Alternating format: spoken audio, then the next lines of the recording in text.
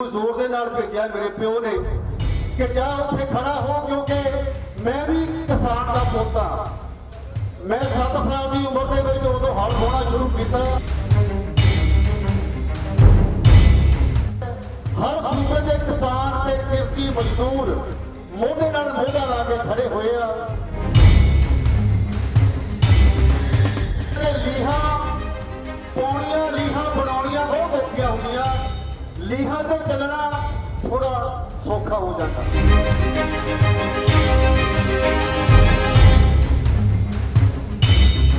Stage के उत्ते पंजाबी मां बोली के 2 उगे कलाकार साडे वीर अमतोज मान जी, कि जिन्हां दे परिवार बारे शायद आपां नूं दस्सण दी लोड़ नहीं कि मां बोली पंजाबी की सेवा लई किड्डा उगा योगदान है उस परिवार का। वो अचेचे तौर पर पहुंचे ने मुंबई तो ते साडा वीर सरबजीत चीमा मां बोली पंजाबी का उगा कलाकार कनेडा तो डायरेक्ट सीधा अपने को इस मंच ते आ रहा। इन्हां वीरां दी आमद ते जकारा छड्डांगा, बोले सोनिहा। सो सत्कार नाल बेनती करांगे, दोनों कलाकार वीर ने अमतोज मान जी ते सरबजीत चीमा जी वो मंच ते आउण इकट्ठे 5-5 मिनट लई जिहड़े दोनों वीर अपने वो इस किसान अंदोलन के इस मंच के उत्तों किसानों को मुखातब होणगे। साडे वीर अमतोज मान ते सरबजीत चीमा जी दोनों इकट्ठे ही आ जाओ जी।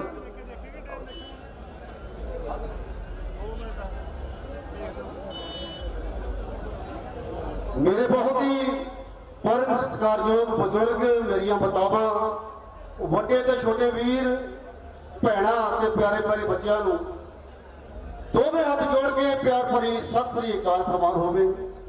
वाहिगुरु जी का खालसा वाहिगुरु जी की फतेह प्रवान होवे।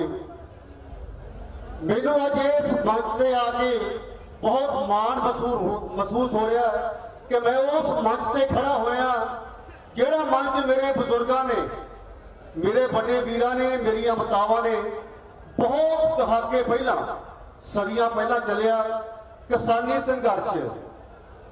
और सियाणे कहते हैं कि लीहां पौणियां लीहां बनाउणियां बहुत औखियां हुंदियां, लीहां ते चलना थोड़ा सौखा हो जाता। कि मैं सारे किसान जथेबंदियां का मैं बहुत बहुत धन्नवादी हाँ जिन्होंने बहुत लंबे समय तो कदना घाली है और बहुत बड़ी मुसीबत अज साडे इस भारत से साडे इंडिया के उपर आई है। हर सूबे के किसान ते किरती मजदूर मोढे नाल मोढा ला के खड़े हुए आ। मैं सारा बहुत बहुत धन्यवाद करदा जिन्होंने अपने घर बार छड्ड के इत्थे सड़कों के सराहने बिछा के बिस्तरे बिछा के रातां कट रहे हैं।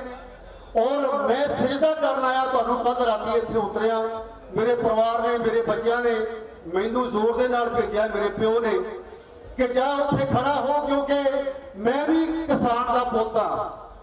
मैं 7 साल की उम्र के विच उदों हल बोना शुरू किया जदों मुन्नी नूं उपर हथ करके मैं फड़दा हुंदा सी।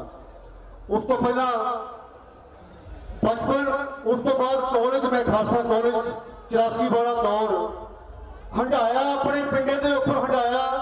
कनेडा 99 के जाके मजदूरी की, झाड़ू भी मारिया, सफाइयां भी कीतियां। उस तो बाद रंगले पंजाब तो तुसीं मेरी बांह फड़ी है और अंबरां दे विच उड़ाया। तुहाडे सारिआं दा मैं बहुत बहुत धन्नवाद करदा। अज लोड़ है साडी किसानी दे नाल मोढे नाल मोढा लाउण दी। मैं बहुता टाइम नहीं लाउणा, मेरे तो बाद मेरे वड्डे वीर अमतोज मान जी उन्होंने तुहाडे रूबरू होना। बिलकुलनामा गीत असीं पिछे जे हुणे रिलीज किया 3-4 साल पहला, किसानी ते कुर्बानी। किसानां दा बहुत वड्डा रिश्ता कुर्बानी दे नाल। मेरे बहुत ही प्यारे वीर राजा खेड़ा का गीत लिखा हुआ, मैं तुहाडे नाल साझा करदा। की लिखिआ, असीं सिदकां दी भट्ठी विच रले होए आ, असीं सिदकां दी भट्ठी विच रले होए आ, किसे कुर्बानियां वाले भी सब पड़े होए आ। असीं सिदकां दी भट्ठी विच रले होए आ, किसे कुर्बानियां वाले भी सब पड़े होए आ। कट दईए जिथे कीले उथे पट्टे नहीं जाते, जदों चढ़ पैण काफले साडे फिर वो टक्के नहीं जाते, फिर वो टक्के नहीं जाते। साडी होंद नूं बचाउणा, हथ सूरजां नूं पाउणा, साडा तेरे कोलों जाना नहीं वजूद मिटिया। हो सानूं पट्टियां तो मिली कुर्बानी ते किसानी,